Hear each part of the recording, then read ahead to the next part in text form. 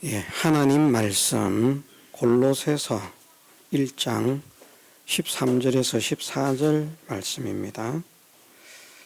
읽어드리겠습니다. 그가 우리를 흑암의 권세에서 건져내사 그의 사랑의 아들의 나라로 옮기셨으니 그 아들 안에서 우리가 구속 곧 죄사함을 얻었도다. 아멘.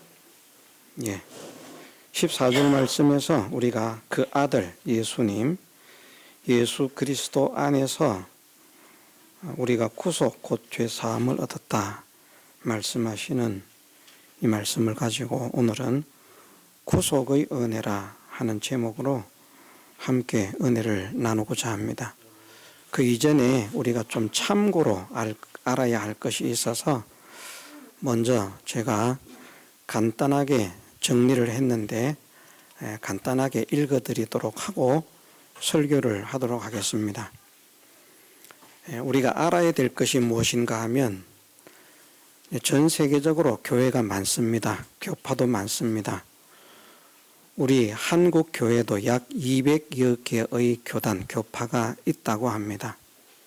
조그마한 나라인데 교파가 약 200개나 된다는 것이죠. 우리가 아는 대로는 가톨릭도 있고 개신교도 있고 기독교는 가톨릭과 개신교 전체를 기독교라고 말합니다. 가톨릭이 있고 개신교도 있고 개신교에는 보면 크게 나누면 장로교파가 있고 또 감리파가 있고 성결파가 있고 하나님의 성회라고 하는 그런 순복음파가 있습니다. 감리교나 성결교나 순복음파라고 하는 것은 우리나라에서 발생된 것은 아닙니다. 장로교도 마찬가지입니다. 그래서 한국에 교단이 많이 있는데 이 교단에 대해서 간략하게라도 우리가 좀 줄기를 잡고 있는 것이 좋겠다 하는 마음에서 제가 간략하게 알려드리겠습니다. 첫 번째는 세계 교회의 분열사인데요. 첫 번째는 유대교에서 기독교가 나뉘게 됩니다. 주 약 30년경에서 50년 사이에 예수 그리스도를 구주로 인정하는가 인정하지 않는가 하는 문제로 유대교와 기독교가 나뉘게 됩니다. 그래서 기독교는 예수 그리스도를 구주로 인정하는 신약 성경을 인정하고요. 성경으로 인정하고 유대교는 구약 성경만 성경으로 인정을 합니다. 예수 그리스도로 인해서 생겨진 기독교는 추후 380년 로마 황제 테오도시우스로 인해서 로마 제국 국교로 선포가 됩니다. 그러다가 이제 동서교회가 분열이 됩니다. 동방교회, 서방교회 이렇게 말을 하는데 동방교회는 정교회라 이렇게도 말을 하고 서방교회는 가톨릭이라 천주교라 그 말입니다. 분리가 되는데 6세기부터 이 문제가 시작이 됩니다. 어떤 이 문제가 필리케오라고 하는 그런 문제가 있는데 그 말이 무슨 말인가 하면 성령은 도대체 무엇인가 라고 하는 문제였습니다. 그래서 동방교회, 정교회라고 말하는 동방교회는 성령은 예수님께로부터는 나오지 않고 성부로부터 나온다. 그렇게 믿는 것이 동방교회가 되고요. 성령은 성부와 성자 모두로부터 나온다. 그렇게 믿는 것이 서방교회 가톨릭이 되었습니다. 그러다가 이제 다음으로는 가톨릭과 개신교가 분열을 하게 됩니다. 사실은 6세기 정도부터 가톨릭의 부패, 교회의 부패에 대한 문제는 계속 제기가 되었습니다. 그러나 별다른 교단이 성립되지는 않고 그냥 가톨릭 안에서 이러면 안 된다, 우리가 회개하자 이런 문제들을 주장하다가 또 사그라지고 또 없어지고 그렇게 되었는데 1517년 10월 31일 아우크스부르크에서 마르틴 루트라고 하는 이제 가톨릭 신부였습니다. 신학교의 교수이기도 하고 신부이기도 한 마르틴 루트라고 하는 사람이 99개조 반박문을 발표합니다. 그것이 이제 도화선이 되어서 종교개혁 운동이 일어나기 시작합니다. 루트가 반박문을 발표하기 전에 존 위클리프, 얀 후스, 윌리엄 틴틀, 사보나롤라, 위셀, 칸스포드 등 이런 사람들이 개혁을 해야 된다라고 하는 이 운동을 벌이고 있었지만 이제 힘있게 하지는 못했는데 이제 실제로 종교개혁 운동이 누가 불을 붙이기 시작하는가 하면 마틴 루트라고 하는 사람이 95개 조항 반박문, 가톨릭에 대해서 반박문을 발표하면서 시작이 되었습니다.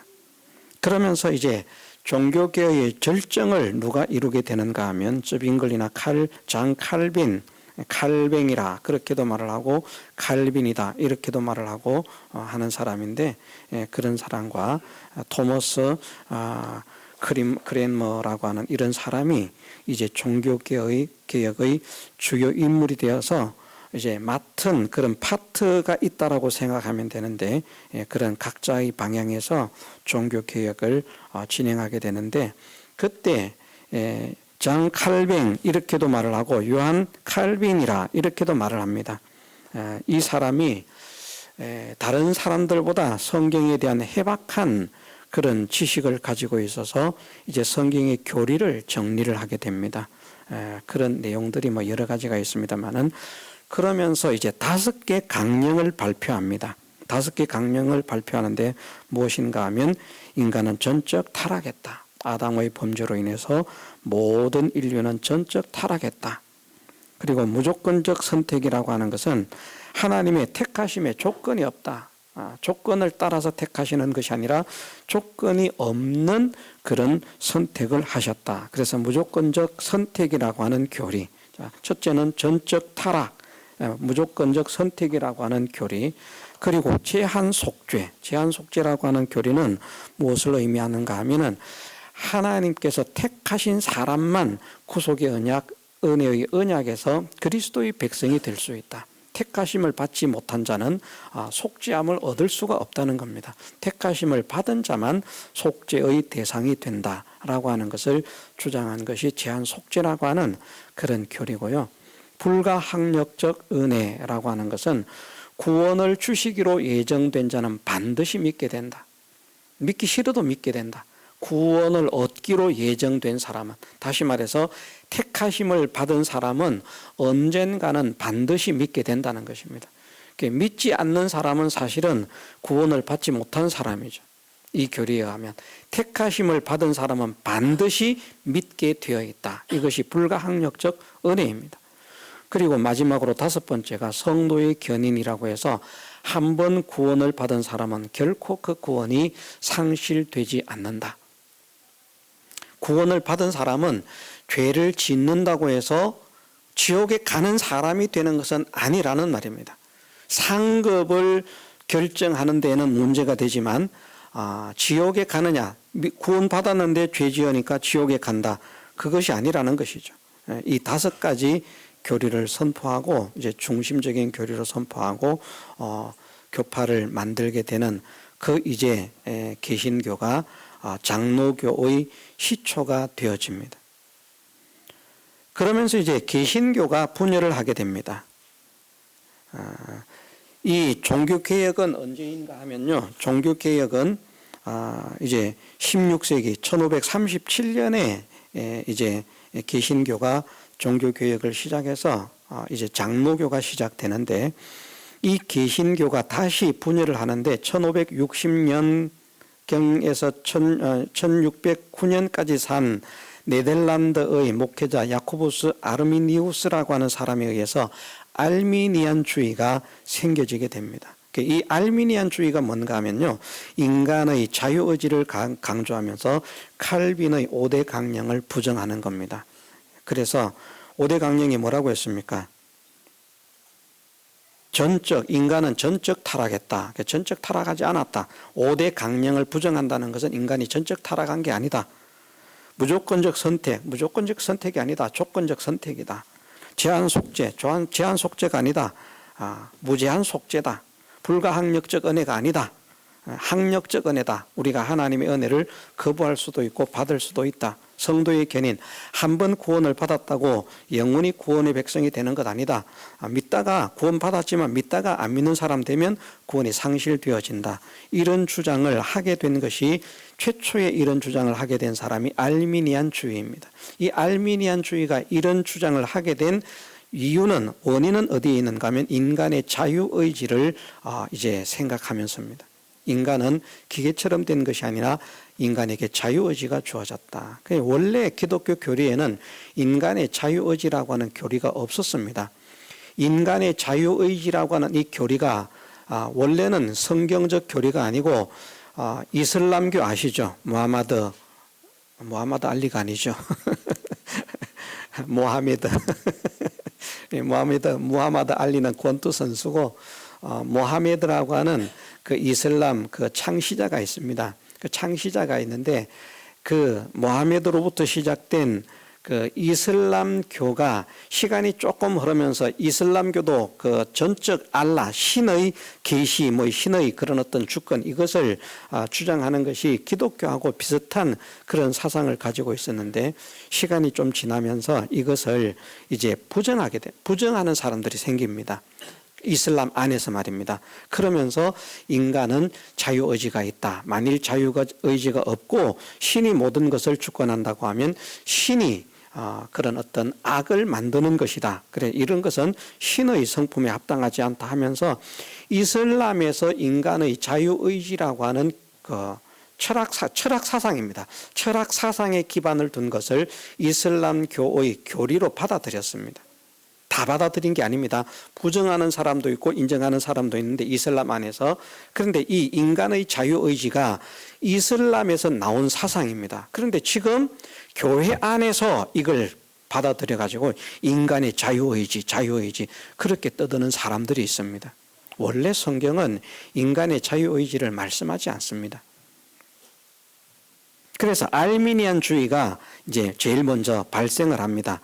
그러다가 이 알미니안주의의 영향을 받아가지고 요한 웨슬레라고 하는 사람이 이제 감리교를 창시하게 됩니다. 알미니안주의를 수용한 영국의 요한 웨슬레라고 하는 사람이 1703년에서 1991년까지 산 사람인데, 이 사람이 이제 감리교를 창시하게 됩니다. 감리교는 장로교하고 교리가 다르다는 말입니다. 무슨 말인가 하면 이 5가지를 감리교는 장로교와 다른 교리를 가지고 있습니다. 구원은 전적 하나님의 은혜가 아니다. 제한 속죄가 아니다. 이 알미니안주의 교리를 감리교의 모든 그런 알미니안 모든 그런 교파들은 가지고 있습니다. 알미니안주의를 주장하는 교파가 무엇이 있는가 하면 감리교, 성결교, 오순절파에는 제일 큰 교단이 순복음입니다. 감리교, 성결교, 오순절파, 순복음, 이 교파들이 알미니안주의를 주장하고 있습니다. 그러면서 이제 성결교는 이제 그냥 이제 그 완전 성결, 살아가면서 완전 성결을 이루어야 한다는 그런 성결 교리를 주장하기 시작해서 성결교라고 하는 이름을 붙였고요. 오순절파라고 하는 이 이름을 붙인 것은 오순절날 성령의 역사가 일어나지 않았습니까? 그래서 그 성령 충만, 성령의 은사를 강조하는 그런 교파가 오순절파인데, 대표적인 것이 순복음이다. 그렇게 말하는 겁니다. 그래서 일단 우리나라에 있는 감리교, 성결교, 오순절파 또는 순복음파, 이런 것은 우리나라에서 발생한 것은 아니고요. 외국에서부터 이제 분리가 되어서 우리나라에 들어온 그런 종파입니다. 그런데 믿는 교리는 장로교와 이 알미니안주의의 이 교파들은 확연하게 성경을 다르게 생각하고 있다.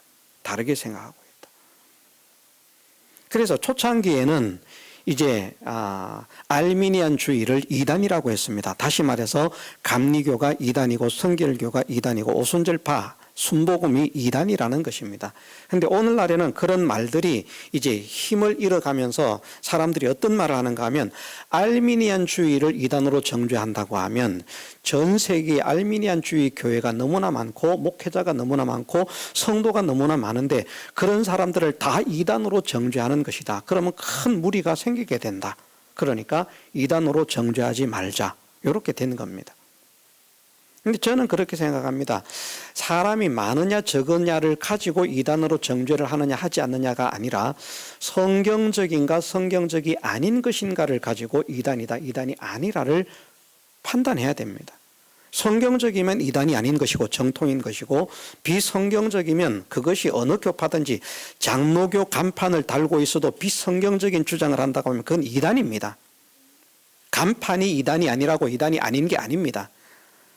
감리교, 성결교, 오순절파 이 교파들은 원래부터 태생이 이단입니다. 왜냐하면 성경을 부정하는 교파이기 때문에.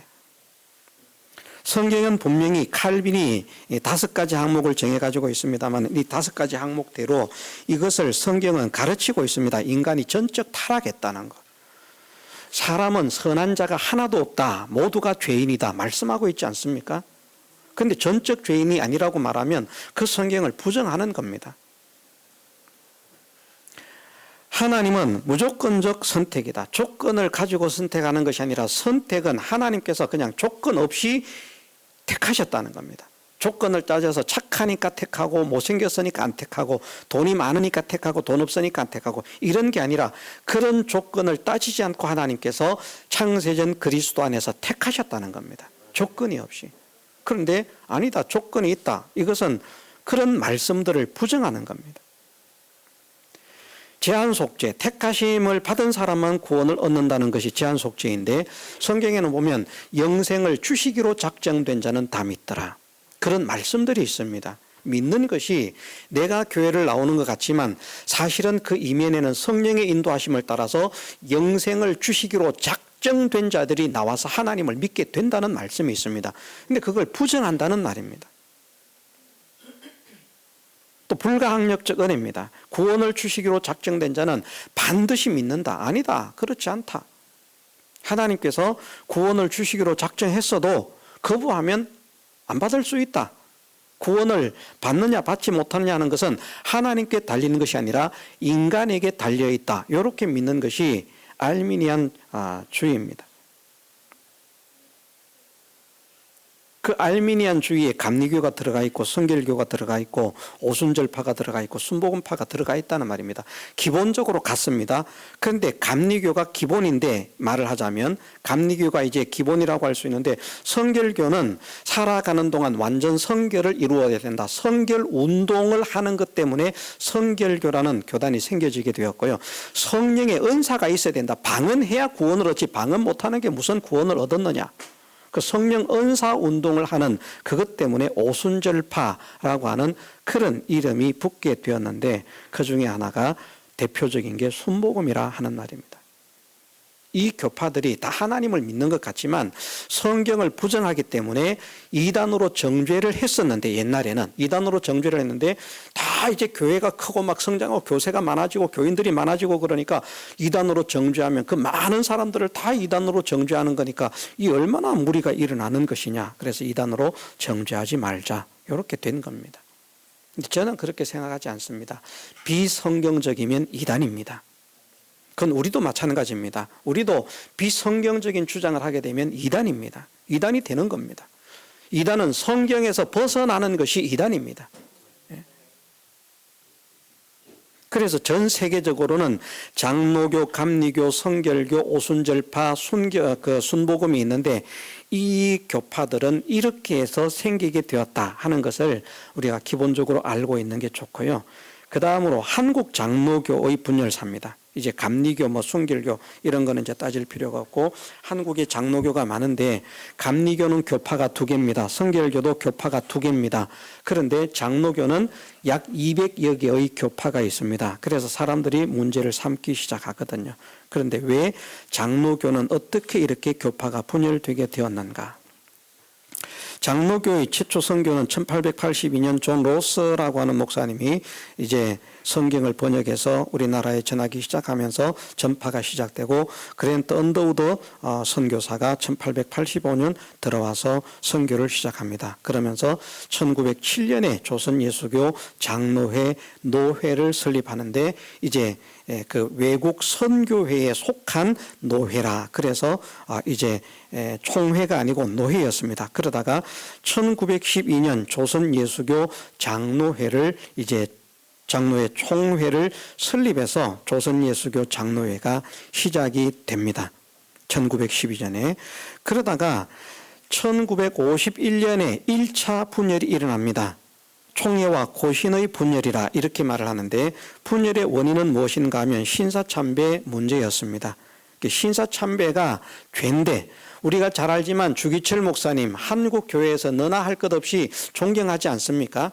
그런데 주기철 목사님 같은 그런 신앙인들, 신사참배를 이긴 신앙인들이 있는데, 그 신사참배를 이기고 거부한 사람들, 죽임을 당한 사람들의 가족들, 이런 사람들과 일제의 그 압력에 이기지 못해서 신사참배를 했지만, 신사참배를 한 것은 죄다, 회개를 해야 된다라고 하는 그 회개 운동을 이제 주도했을 때에, 이제 한상동 목사, 주남선 목사 이런 사람들이 그 회개 운동을 이제 벌이게 됩니다. 그럴 때에 총회에서 이 사람들을 그냥 쫓아내 버립니다. 제명해 버립니다. 그런 회개 운동 하지 말라고.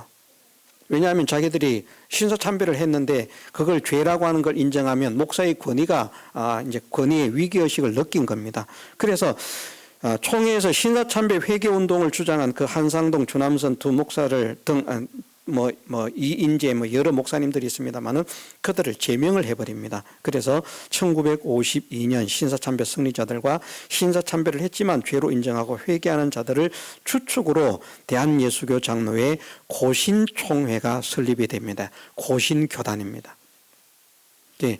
제천에는 동인교회가 고신교파입니다. 교파로 말하면 유일하게 고신교파로는 동인교회가 유일한 고신교단입니다. 우리는 고신 쪽인데 고신교파가 아닙니다. 왜? 거기에서 분열이 되었기 때문에. 이걸 우리가 알아야 됩니다.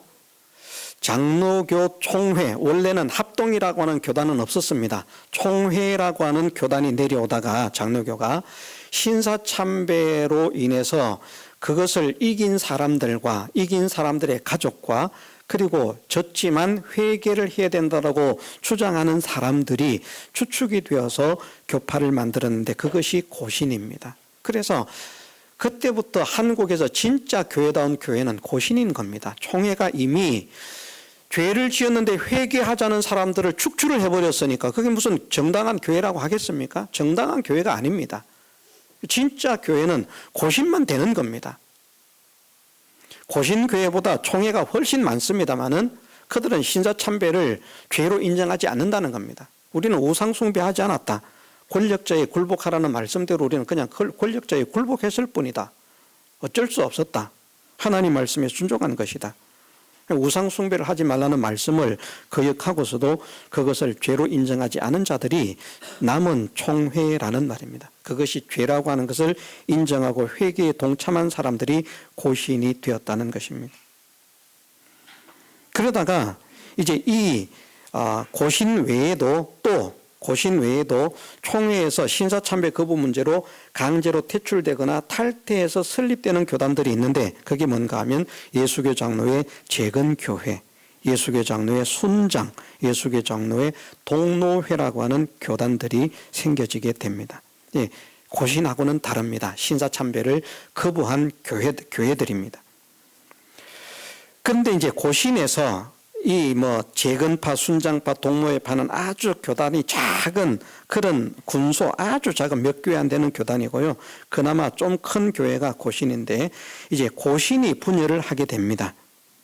첫 번째 분열을 하게 되는 것은 교회의 재산권 소송 문제로 인해서 이제 분열을 하게 되는데, 1960년에 예수교 장로회 계약신학척이 설립이 됩니다. 예배당 저작권 문제로 세상 법정에 소송을 하는 것이 옳지 않다. 그렇게 주장을 하다가 이제 예수교 장로회 고신에서 제명을 당합니다. 그래서 김현봉, 이병규 목사라고 하는 사람들을 중심으로 공회를 조직해서 예장 개신이라고 하는 교파가 생겨지게 됩니다. 그리고 두 번째는 예수교 장로회 총공회라고 하는 교파가 생겨지게 됩니다.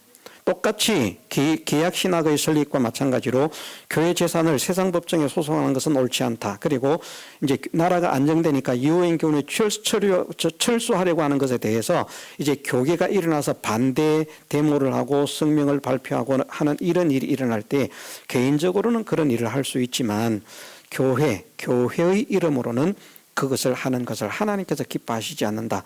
이것을 주장하다가 1959년 고신으로부터 제명을 당한 서북의 백영희 목사를 중심으로 설립된 교단이 예장 총공입니다. 그래서 계약신학 측이나 총공회 이런 곳은 고신에서 분리가 됐는데 고신보다도 더 바르게 믿으려고 하는 사람들이 설립을 한 것입니다. 고신의 그 분리를 먼저 다루고 있기 때문에 순서는 조금 다릅니다. 1990년도에 또 고신에서 분리가 되는데 목사의 이혼 문제 이것 때문에 서근태 목사를 중심으로 이제 예장 고려 예수교 장로의 고려파라고 하는 그런 교파가 생겨지게 됩니다. 그래서 고신 속에는 크게는 고신, 그 다음에 개신, 계약신학, 그리고 총공회, 그리고 고려개혁이라고 하는 이 네 개 교파가 고신 쪽으로 속해 있는 계열입니다. 이제 고신과 상관없이 총회에서 장로교가 다시 분열을 하는데 그것을 예수교 장로회와 기장의 분열이라 이렇게 말을 합니다. 2차 분열입니다. 분열의 원인은 뭔가 하면 성경 비평학 문제, 성경 무엇을 축자적 영감서를 부정하는 신신학, 자유신학을 수용할 것인가 수용하지 않을 것인가 하는 문제였습니다. 성경을 믿지 않는 게 신신학입니다. 다 믿지 않는 거. 하나님께서 기록한 말씀도 있지만 하나님의 말씀이 아닌 것도 있기 때문에 성경을 다 믿을 필요가 없다. 그게 신신학이고 자유신학입니다. 그래서 홍해가 갈라진 것도 안 믿고요. 반석에서 물이 난 것도 안 믿고요. 오병이어의 이적도 안 믿고요. 예수님께서 물 위를 걸으신 것도 안 믿는 게 자유신학, 신신학입니다. 이것 때문에 생겨진 기독교 장로회 교파가 무엇인가 하면 기장입니다.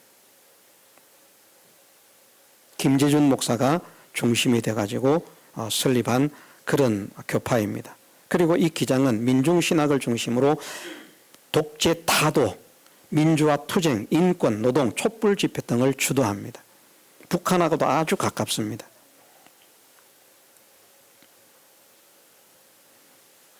그래서 예수교 장로회와 기독교 장로회가 1953년에 분리가 됩니다.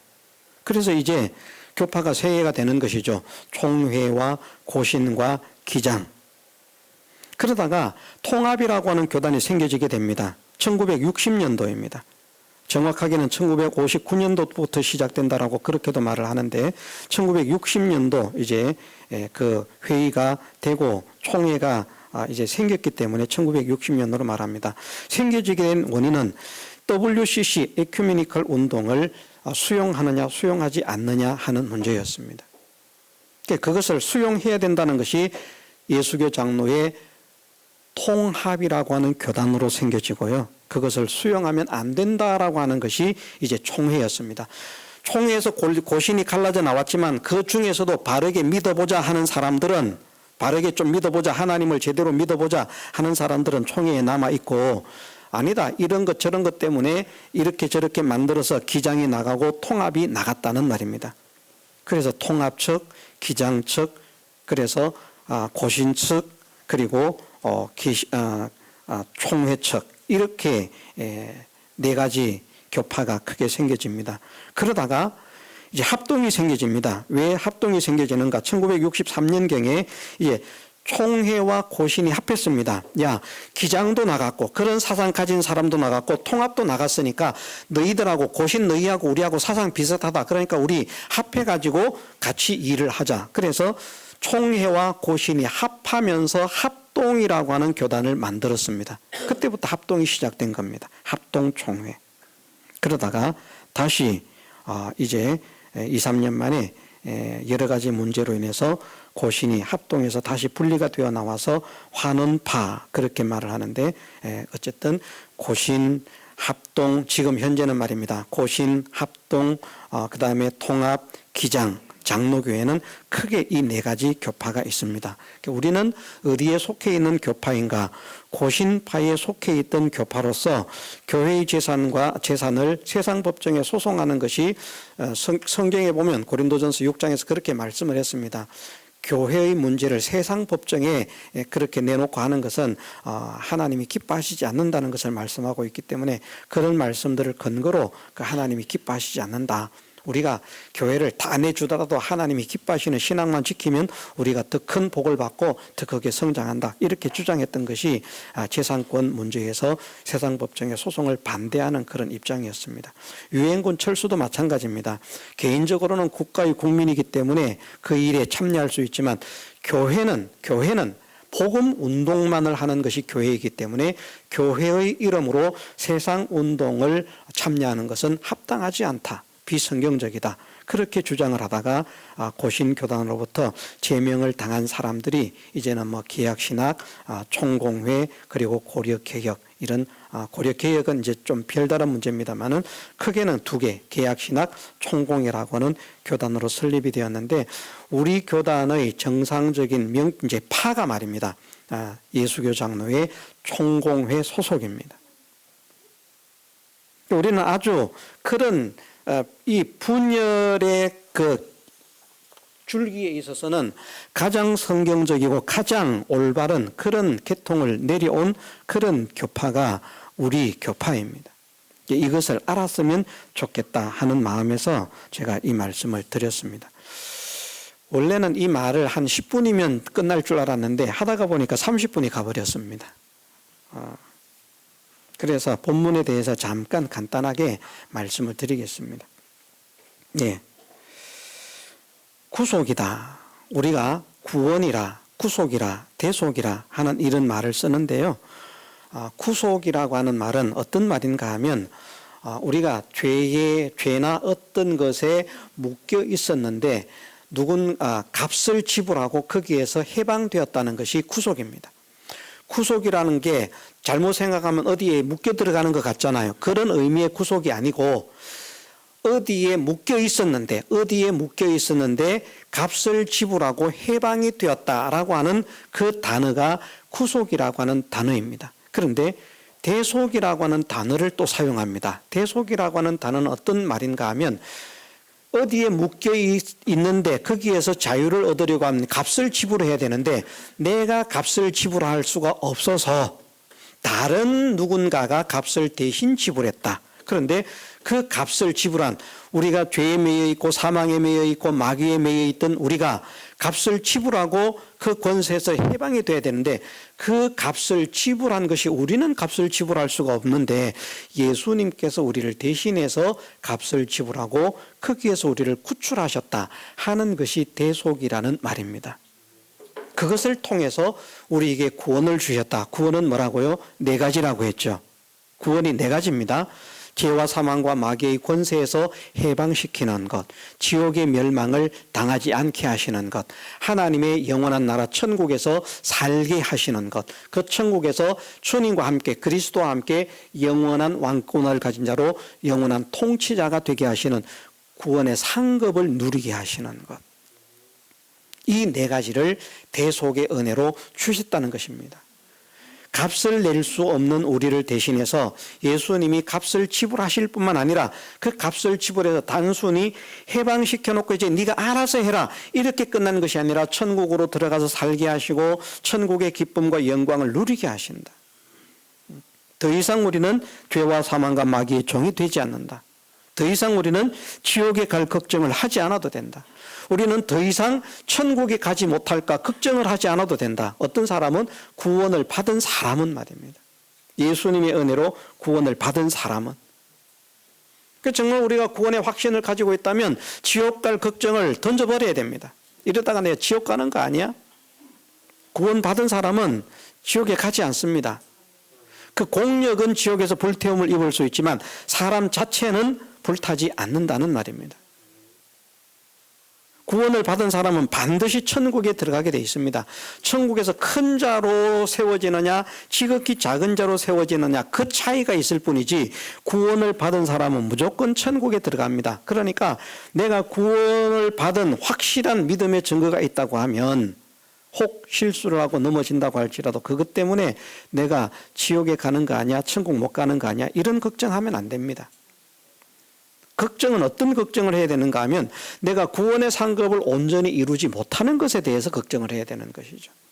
하나님이 주신 사랑을 간직하지 못하는 것에 대해서 걱정을 해야 되는 것이죠. 믿음의 사람이 걱정을 하지 않으면 그게 믿음 좋은 게 아닙니다. 성경에 말씀하시기를 성령의 근심은 회개를 이루는 구원에 이르는 회개를 이루고요. 세상 근심은 우리가 할 게 없다는 말입니다. 세상 근심. 세상적인 근심, 육신적인 근심은 하지 않아야 되지만 영적인 근심은 우리가 하는 사람이 되어야 됩니다. 그래서 내가 혹 구원을 간직하지 못하는 자가 되면 이것 참 얼마나 불충한 자인가. 하나님 말씀을 순종하지 못하면 얼마나 하나님의 가슴을 안타깝게 만드는 자인가. 그런 것에 대해서 안타까움을 가지는 사람이 되어야 된다는 것이죠. 그래서 오전에는 이것으로 마치겠습니다만은 처음에 우리 한국 교회에 전 세계적으로도 교파가 많습니다만은 전 세계적으로도 바른 교파가 있고 바르지 못한 교파가 있습니다. 칼빈의 사상을 따른 교파는 바른 성경적인 깨달음을 가진 교파이고요. 그 칼빈의 사상을 다섯 가지 강령을 부정하는 알미니안주의에 속한 교파들은 교회가 아닙니다. 간판만 교회입니다. 그 알미니안주의에 어떤 교회가 속해 있는가? 감리교가 속해 있고 성결교가 속해 있고 순복음교회가 속해 있다는 겁니다. 성경을 부정합니다. 중대한 문제입니다. 내 마음에 드느냐 들지 않느냐, 내가 그 교회를 다니느냐 다니지 않았느냐, 그게 중요한 게 아닙니다. 내 아버지가, 내 자녀가, 내 형제가 어떤 곳에서 목회를 하느냐, 그게 중요한 게 아닙니다. 성경을 부정하느냐 부정하지 않느냐, 그것이 우리에게는 중대한 문제입니다. 그래서 우리는 우리 교회라고 할지라도 성경을 부정하면 빠져나가는 게 복 있는 것입니다. 제가 계속 성경을 부정하는 설교를 하는데 그래도 목사님이 괜찮더라, 인품이 괜찮더라, 좋은 일을 하더라, 그러니까 어쩔 수 없지 붙어 있으면 그게 저주입니다. 저주. 불행입니다. 우리가 거짓 선지자에 대해서 지난주에도 배웠습니다마는 그 말씀을 배우지 않았습니까? 거짓 선지자와 그 선지자에게 묻는 자의 죄가 동일하게 그들은 함께 멸망을 당할 것이다. 분명하게 선언하십니다. 우리는 거짓 선지자에게는 속하면 안 되는 거예요. 목회자는 거짓 선지자가 되면 안 되는 것입니다. 그래서 진짜 성경의 진리를 바르게 깨달은 사람이라고 하면 감리교 신학을 했어도요, 장로교 사상으로 바뀌어야 되고요, 성결교 신학을 했어도 장로교 사상으로 바뀌어야 되고, 교파는 감리교에 속해 있을 수 있습니다. 그러나 주장은 우리 감리교의 신학적인 사상은 잘못되었다, 이걸 주장해야 되는 겁니다. 우리는 회개를 해야 된다. 성경적으로 돌아가야 된다. 내가 성결교에서 신학을 해서 성결교에서 지금 목회를 하고 있지만 우리 성결교 신학은 잘못되었다, 이렇게 주장을 해야 됩니다. 내가 순복음에서 신학을 해서 순복음교회의 목사가 됐지만 우리 순복음은 교리적으로 성경적으로 잘못되었다. 성령의 은사가 중요한 게 아닙니다. 중요하지 않은 게 아니라 정말 중요한데 말입니다. 다른 문제보다 중요하지 않다는 말입니다. 성령의 은사는 모든 사람이 받는 게 아닙니다. 어떤 사람은 받는 사람도 있고 받지 못하는 사람도 있습니다. 그들이 말하는 성령의 은사, 어떤 거 방언하는 거, 병 고치는 거, 이런 거 말입니다. 순복음 교회에 속해 있으면 다 병 고치는 은사를 받았겠습니까? 아닙니다. 그럼 순복음 교회 다니도 자기들 말한 대로 천국 못 가잖아요. 성령의 은사를 못 받았으니까. 방언 못하는 사람은 천국 못 가지 않습니까? 그러니까 그게 그 잡탱이가 한국 교회를 나중에 집어삼키니까 방언을 안 하면 구원을 못 얻은 줄 알고 너다 할 것 없이 왈왈왈왈왈 막 개짓듯이 짓고 있다는 말입니다. 그게 방언 아닙니다. 사도행전에 분명히 말씀하십니다. 다른 나라의 말로 말하기를 시작했다고요. 그게 방언의 역사입니다. 내가 한국 사람인데 중국어를 배우지 않았지만 니하오 하면서 말이 통하는 것. 말을 할 수 있는 것. 내가 중국 사람들에게 복음을 전해야 되겠는데 난 중국어를 배우지 않았습니다. 그런데 중국 사람들을 만나서 대화를 하니까 그런 말이 자연스럽게 나옵니다. 그럼 그것이 성령의 은사라는 말입니다. 왜 그것이 가능한가? 세계 각국의 언어를 나누게 하신 분이 누굽니까? 창세기 11장에서 하나님이십니다. 원래는 언어가 하나였는데 세계 각국의 언어를 그때 만드셨어요. 그래서 사람들이 다 뿔뿔이 흩어져서 세계 각국이 이제 생기기 시작하는 겁니다. 언어를 만드신 하나님께서 내가 한국에서 태어났다고 그 언어를 못하게 하시겠습니까? 그 사람들이 이전에는 말을 하나밖에 못했는데 갑자기 그 순간부터 바벨탑의 공사를 중단되게 하시는 그 순간부터 말입니다. 갑자기 중국어를 시작하고 영어를 시작하는데 말입니다. 그걸 못하게 한다? 하나님의 능력을 부정하는 것이죠. 오늘날도 방언의 역사가 있습니다. 저도 중국어를 배우지 않았지만 중국 학생들 이제 강의를 할 때 통역을 통해서 강의를 합니다. 그런데 통역을 통해서 강의를 하는데 저는 이제 많이 해서 그렇다라기보다 저보다 오래 많이 횟수를 더 많이 간 그런 분들도 보면 그걸 구별을 못하는데 저는 통역하는 사람들이 통역하는 것을 이래 들으면 저 사람이 지금 내가 하는 이 말을 제대로 통역하고 있다, 바르게 통역하지 못하고 있다는 것을 제가 느낍니다. 그래서 지금 그것은 그렇게 통역하면 안 됩니다. 이렇게 말을 바꾸어 주세요. 제가 요청을 합니다. 그게 하나님께서 주신 은혜라는 말입니다. 그리고 가끔 중국말로 말을 합니다. 제가 중국어를 배우지 않았지만 그러면 이제 학생들에게 더 인기가 있습니다. 막 박수를 칩니다. 중국어를 한다고. 중국어를 배우지 않았지만 한다는 말입니다.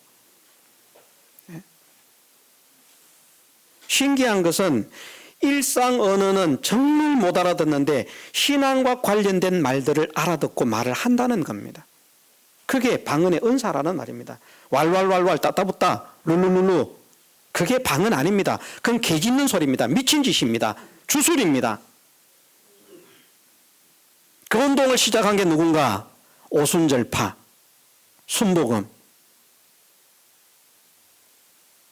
성경에 방언 못하면 구원 얻지 못한다는 말이 있습니까? 그러면서 그들은 한 가지 더 나아가서 어떻게 말하는가 하면 교회만 참된 종교가 아니다. 다른 종교들도 다 종교다. 그래서 가는 길은 같지만 나중에 도착해 보면 다 한 군데 도착한다. 산을 올라갈 때 출발점은 다르지만 꼭대기 올라가면 다 만나게 되어 있다.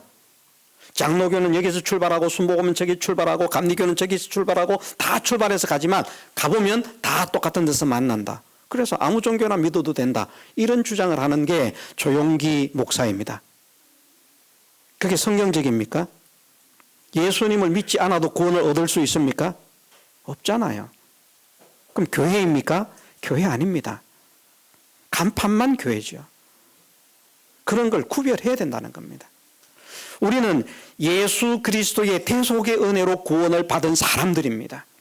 예수 그리스도를 믿지 않으면 그 누구도 천국에 갈 수가 없습니다. 예수 그리스도를 믿지 않으면 그 누구도 구원을 얻을 수가 없습니다. 구원의 은혜는 예수 그리스도를 믿음으로만 주어지는 은혜입니다. 다 같이 통성으로 기도드리겠습니다.